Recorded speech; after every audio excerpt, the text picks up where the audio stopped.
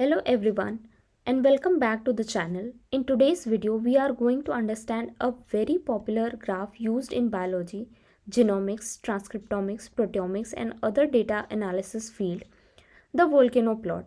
If you have ever worked with gene expression data, RNA sequencing data, proteomics data or differential expression analysis, you may have seen a plot that looks like a volcano. But what does it actually mean?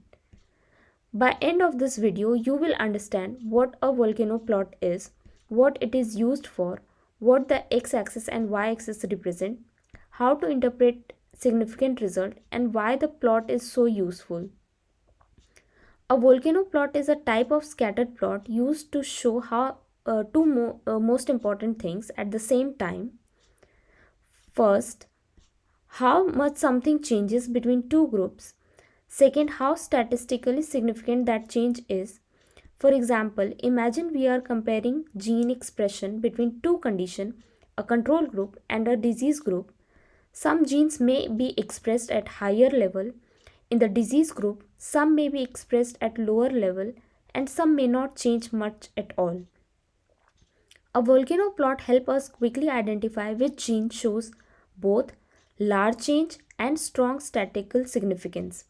It is called a volcano plot because the plot often forms a shape that looks like a volcano, with many points near the bottom, fewer points rising on the left and right side. Let's start with the x-axis. The x-axis usually represents log 2 fold change. The fold change tells us how much gene, protein or feature changes between two groups. For example, if a gene has a fold change of 2, it means the gene expression is 2 times higher in one group compared to other. If the fold change is zero point 0.5, it means the expression is reduced by half. But in volcano plot, we usually use log 2 fold change because it makes the value easier to interpret and more balanced. A log 2 fold change is plus 1 means the expression is doubled. A log fold change of minus 1 means the expression is reduced by half. So the point on the right side of the plot represent features that are increased or upregulated. Points on the left side represent features that are decreased or downregulated. Point near the center have little or no change. Now let's look at the y-axis. The y-axis usually represent negative log 10 p-value written as minus log 10 p-value. The p-value tells us whether the observed difference between two groups is likely to be real or could have happened by chance.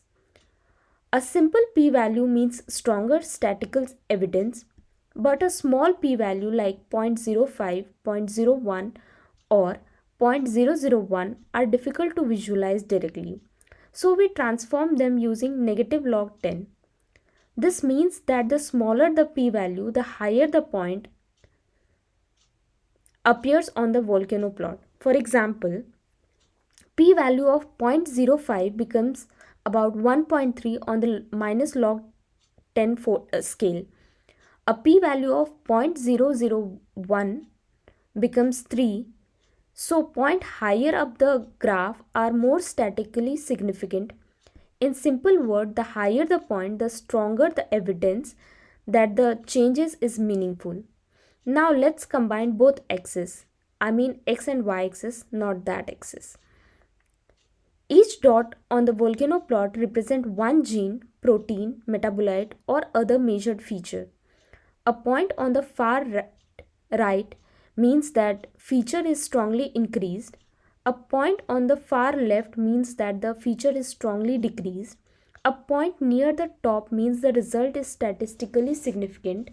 So the most interesting points are usually found in the upper left and upper right corners. The upper right corners contain features that are significantly upregulated.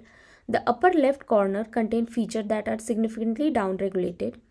Points near the bottom are not statistically significant. Points near the center do not show a large change. Many volcano plots also include threshold lines. A vertical line may show the fold change cutoff, such as log 2 fold change greater than 1 or less than -1. A horizontal line show the significant cutoff, such as p-value less than 0.05. Point that passes both cutoffs are usually considered significant. These significant points are often colored differently. For example, red for upregulated gene, blue for downregulated gene, and gray for non-significant gene. Let's take an example. Suppose we are comparing gene expression between healthy tissue and cancer tissue. After analysis, we created a volcano plot. A gene on the far right, high up, means it is much more expressed in cancer tissue and the result is statistically significant. This gene may be important in cancer progression and could be studied further. A gene on far left and high up means it is much less expressed in cancer tissue and also statistically significant. This gene may be suppressed in cancer or involved in normal tissue function. But if the gene is higher on the plot but closer to the center, it may be statistically significant, but the actual change is small. And if the gene is far left or far right but low on the plot, it may show a large change, but the evidence may not be statistically strong. That is why volcano plots are powerful. They show both biological change and statistical confidence together. Volcano plots are useful because they allow researchers to quickly identify more important candidates from thousands of data points. Instead of looking through a long table of genes and p-value, we can visually see which features are most interesting. They are especially common in RNA sequencing analysis, microarray studies, proteomics experiments, metabolomics, and other high throughput biological studies. However, it is important to remember that a volcano plot is only a summary. The significant genes or protein should usually be validated with further experiment or biological interpretation. So to summarize, a volcano plot shows fold change on the x-axis and statistical significance on y-axis. The right side shows upregulated feature, the left side shows downregulated feature. The higher the point, the more statistical significant it is, and the most interesting results are usually found on the upper left and upper right corner.